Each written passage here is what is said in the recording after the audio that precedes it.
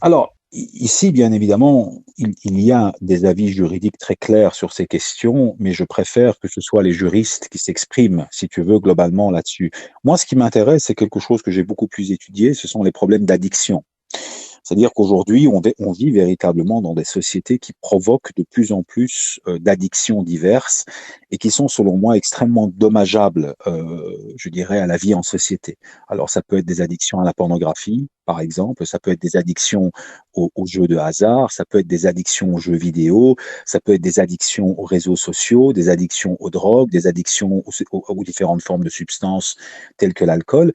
Ces addictions sont en explosion, tu vois.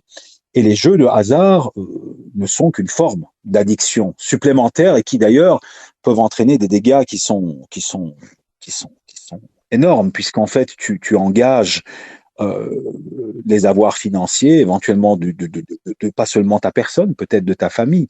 Et donc les maux sociaux que provoquent, si tu veux, ces addictions sont tels que je me questionne encore une fois sur le fait que ça ne devienne pas un débat plus important. Tu vois. Et donc, je pense qu'on devrait, si tu veux, globalement élever ces questions à un niveau supérieur. C'est-à-dire que nos sociétés provoquent de plus en plus d'addictions. Ces addictions sont extrêmement dommageables sur la vie en société, sur le bon déroulement, si tu veux, de la vie en société. Et donc, les pouvoirs publics devraient prendre beaucoup plus de sérieux ces questions, au lieu, par exemple, de se focaliser sur une ou deux problématiques, par exemple, par rapport à ces addictions. Je prends un simple exemple. On se focalise sur les drogues. Par exemple, sur les drogues douces. On appelle ça les drogues douces. Alors, je ne suis pas du tout en train de promouvoir la légalisation de ces drogues douces, évidemment. Mais ces drogues douces ne sont qu'une forme d'addiction. Par exemple, tu as des addictions à l'alcool qui créent encore plus de dégâts, tu vois, qui créent encore plus de morts.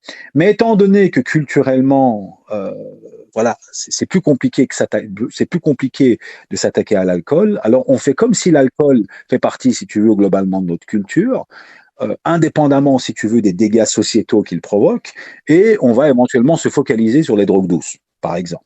Mais les jeux de hasard provoquent des dégâts qui sont abyssaux. C'est-à-dire qu'on ne se rend pas compte à quel point on met dans des familles dans des situations de détresse. Et donc, on a, je pense, si tu veux, ici véritablement un débat de société à avoir sur ces addictions diverses. Et aujourd'hui, si tu veux, globalement, les êtres humains qui sont entourés d'outils tels que Internet, je dirais, tels que l'accès facile, si tu veux, à toutes ces substances, parce on peut en trouver de plus en plus, je dirais, on devrait véritablement, selon moi, parler beaucoup plus des différentes formes d'addiction en général. Et moi qui ai étudié cela, si tu veux, je suis très inquiet de la tournure des événements. C'est-à-dire que lorsque je vois, par exemple, les jeunes certains jeunes en tout cas, qui sont dans des formes d'addiction très graves par rapport aux jeux virtuels, aux jeux vidéo, éventuellement d'autres aux réseaux sociaux, quand tu vois qu'ils peuvent passer jusqu'à 7, 8, 9 heures, 10 heures par jour sur des réseaux sociaux, qui n'arrivent même plus à se détacher de ces téléphones, l'addiction à la pornographie, qui est véritablement une question qui doit être abordée, tu vois.